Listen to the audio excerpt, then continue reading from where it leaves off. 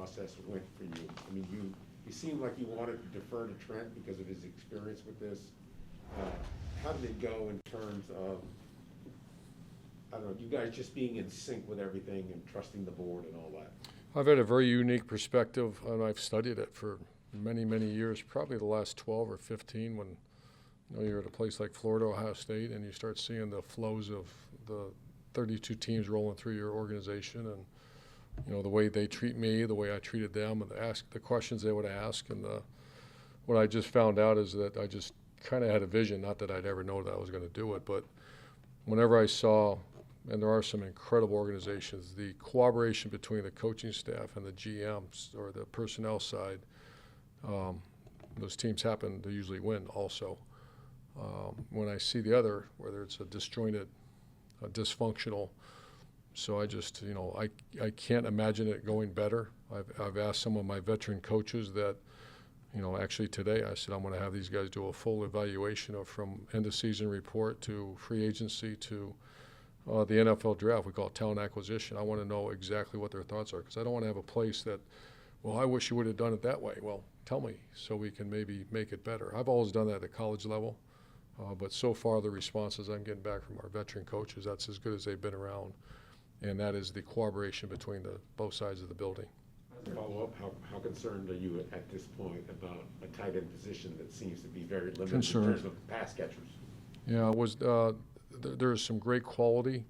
Quantity wasn't there in the draft this year, and that whole, that's a concern right now. And that's the one area that I feel like we felt the same about defensive tackle. We just didn't quite hit that, and then we got Jay Tufele when we picked him. The tight end position was, you're staring at that board and the horizontal piece, and we just didn't hit it today. How did that play out? Were you at his workout? Say that again. How did Tebow come be trying out for you, working out? How did that come about? And did you talk to him like previously about going back to the league as a tight end? Is this a favor to him? And how realistic is that possibility? Tim and I have talked about when he was a quarterback in the NFL, that was a big topic. I was so busy I couldn't give him the time. And what do you think? What do you think? And I didn't know. I was too busy to even think it through. I know that playing a position in the National Football League without, that's a long shot. And that was both of this is years ago. And then how did it happen this time? We had a conversation. He worked out with our tight end coach. I stopped by, did not stay for the whole workout. And then our focus went to the NFL draft. We're going to revisit it here in the near future. That's how that all happened. Do you feel like you owe it to him because of your relationship to be the first guy to give him a shot? I have one job, and that's to win games at the Jacksonville Jaguars. If Tim Tebow or Travis Etienne can help us win, then that's my job to get him ready to go play. So that decision is certainly not made yet. Coach Luke said that he's gotten 2 really good phone calls from you. Who's that? Luke said he's gotten 2 really Luke good Farrell? phone calls from you. He talked about you called his coach's office when he was a sophomore to offer him, and he was a little bit tongue-tied at that point. And then today, he was tongue-tied today too. Put his mom and dad on. Yeah. How about a relationship with him that goes back awful long time? Well, he's from my hometown. He's from right outside my hometown, so his peoples are my people. So I know those. I mean, those are all wonderful people in that area, Perry, Ohio. So I love Luke. I love his family. He is a +2 mentality all the way. He is a worker, a grinder, and to see him where he is at from where he came. He's brilliant, by the way, and he's tough. He's not the pass-catching tight end, but, one way to also help a young quarterback is to have and this is always, if you ever looked at our young quarterbacks when they would play, the number one way to help a young quarterback is have a successful run game. Not be a one-dimensional, let the defensive ends in this NFL come taking swings at you every down. So that's why we took Chris Manhertz, and that's why we took Luke Farrell, to be creative in some of the run game formations. That's why we have Carlos Hyde, added James Robinson. So, Jay Tufele told us how when he was a recruit, you told him how you thought you were going to get him. How does it feel now to actually get him on your squad? I'm going to break him in half when he gets here. So, for not coming to Ohio State. Jay is great. Jay's from Utah. Obviously, I know those people out there as well. And I love Jay. I always have. And he is a guy that I think we're going to get a lot out of him. I know the D-line coach, Tosh, and I told that to him. I said, having someone believe in you has got to be the greatest feeling in the world. And Tosh believes in him. Was it a surprise to see him sitting there that day? It was, yeah, it was. And we did it, we dove. I talked to the D coordinator and we talked to the head coach. We know Jay Tufele. So it was, that was one of those ones you saw him sitting there, and that's when we jumped at it. Jay, Luke, Tyson, several of them have all mentioned having history with you when you recruited them, and a time when you couldn't really interact with them during this process. How much did you lean back on what you knew about guys from recruiting? Most of them I have, and I don't know how I wing. We did, because people change, and I keep emphasizing that, and you guys know the Jaguars better probably than I do. Not now, because I know these players now, but there's a excellent core of of players here. When I say excellent, you cannot have asked one more than, you're talking about Miles Jack, Josh Allen, and some of those guys. You can't, Andrew Norwell, and they've done everything I've asked them to do, and I kind of like where we're at with that group. So I just want to make sure that everybody realizes that. What was the sense of urgency you guys had to go get the Jordan Smith? Obviously, you traded up. What sort of traits did you see out of him as a pass rusher? Yeah, that was the one area that we did not. We have a need list, and we saw him sitting there, and that was one of my first experiences. What if we lose him? Because we did. We lost probably. Everybody does. You see that guy. I saw Baron Browning sitting right there the night before, and I'm like, we got the next pick. Can we, boom, he's gone. I really wanted him, but so we're sitting there, and we had our defense coordinator sitting with us, and here's a very raw, talented guy that can rush a passer. Very raw.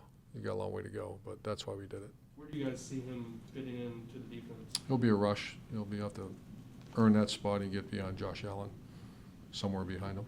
Urban, looking at your wide receiving core as it stands today, I'm just curious, where does Colin Johnson fit into this offense? Oh, he's right in the middle of it. He's had a very good offseason. I know he had a little hamstring. He's still not full speed, I don't think, but he's been great. He's been here the whole time, and he's been a guy that's I've known him since his Texas days, and he's got to play bigger than he did last year, and he's getting stronger. But no, he's right in the middle of this thing. Kind of building off of that, with all these questions about tight end, is he someone that maybe transitions, plays? I actually thought, tight end, but yeah. I've actually thought of that. We thought about that because athletic tight ends are hard to find. That's why they got paid so much money in free agency. I mean, everybody's looking for that guy. I just don't think he's got, some guys are, LaVisca's a bigger, thicker guy. I just don't think he's got that body type. Urban, what's a +2 mentality? You mentioned that a couple of times. +2, just some over the years I came up with that is just, the finish, the most undervalued, undertaught part of all of athletics in my mind is the finish. And so we ask you to go 10, go 12. We ask you to get 5 reps, no, give us 7. It's just a way of thinking. What's the difference between a pressure and a sack fumble? It's the relentless finish of a player.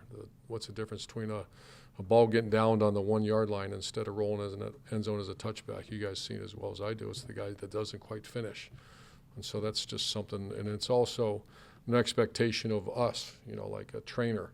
How's a trainer, what's the weight room hours whenever you want them?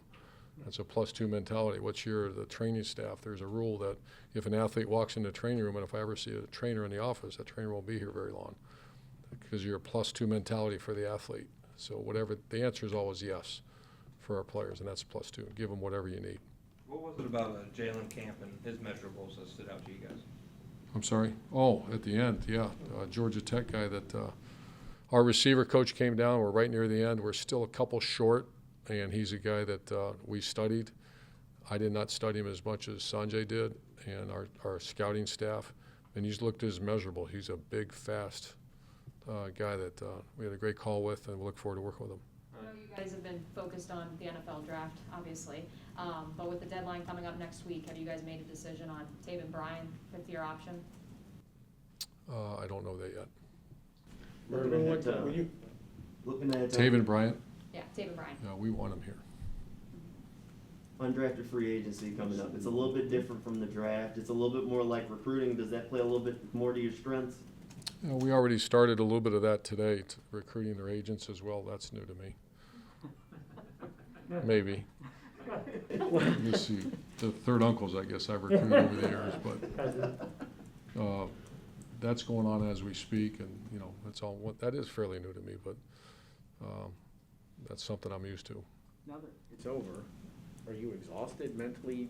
Did it go the way you thought it would? I mean, like, what was the experience like, or will you need a couple more days to kind of sit there and go, okay, decompress and figure out the way it went?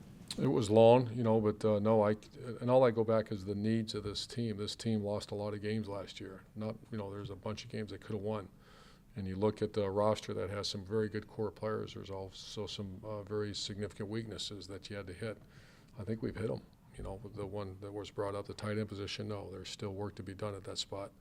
But we hit the 3 technique right at the end. Hopefully he's good enough and he comes in ready to go. But I'm just pleased that it'd be a bad feeling here that we started the draft with a bunch of holes and you left the draft with a bunch of holes. I mean, for you personally, just going through it for the first time, what was? I loved it. Okay. I loved every second of it. I learned a lot. I wasn't ashamed to ask a lot of questions because I wanted to learn a lot about it. I think our GM and I worked together. I mean, you talk about 15 hours a day together for the last month and learning and a really good experience. Can you talk a little bit about when you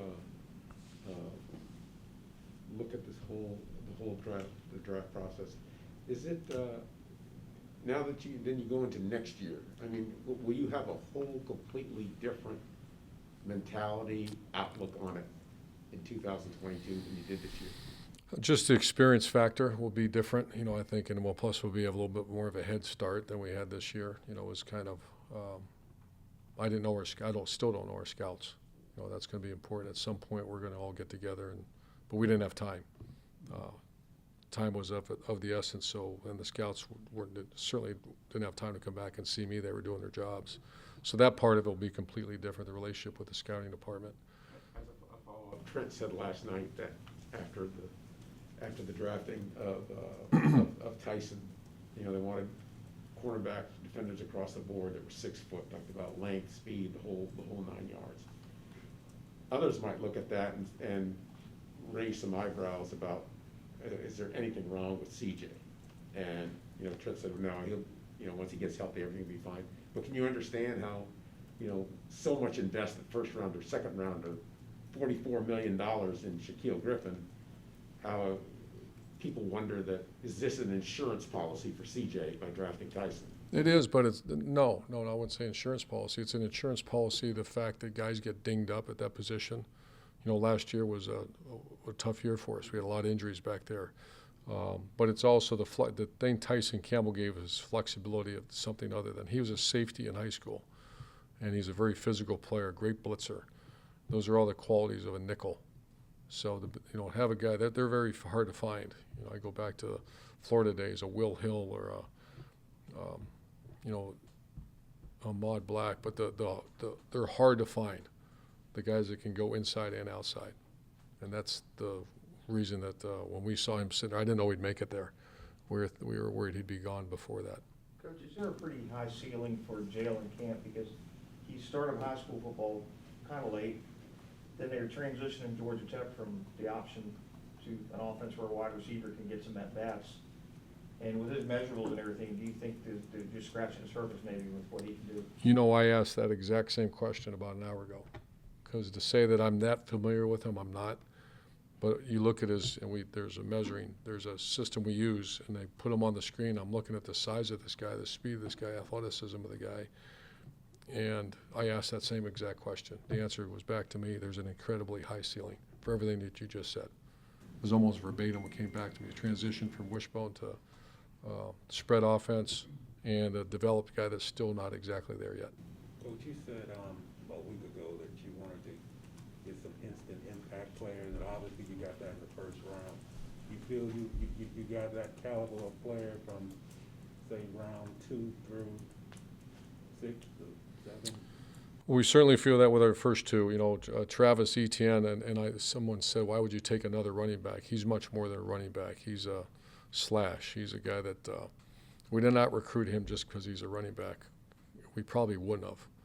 He's a guy that had a lot of production in the pass game at Clemson. He's got excellent hands, and he'll be dual trained. He'll be a guy that we're going to dual train. And once again, our history is, if you can, those are hard to find too. But if you can find one, we know how to use them.